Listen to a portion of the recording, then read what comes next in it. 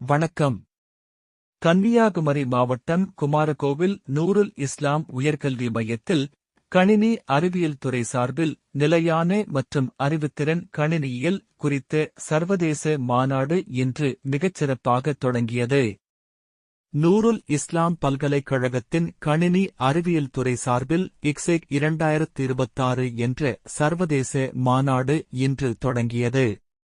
துறைத்தலைவர் doctor Ranjith வரவேற்புரையாற்ற, பல்கலைக்கழக துணைவேந்தர் doctor A.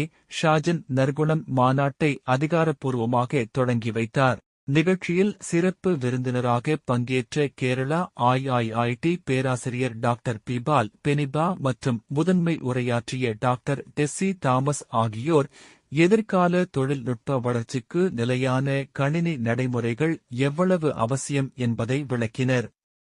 தொடர்ந்து ஐக்கிய அரபு அமீரக பேராசிரியர் டாக்டர் பென்சன் ராஜ், செயற்கை நுண்ணறிவு மற்றும் பசுமை கணினியியல் துறையில் ஏற்பட்டுள்ள அதிரடி மாற்றங்கள் குறித்து உரையாற்றினார்.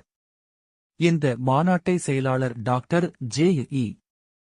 ஜூதித் ஒருங்கிணைக்க, டாக்டர் திருமல்வளவன் மற்றும் டாக்டர் ஜெயகுமார் ஆகியோர் வாழ்த்துரை வழங்கினர்.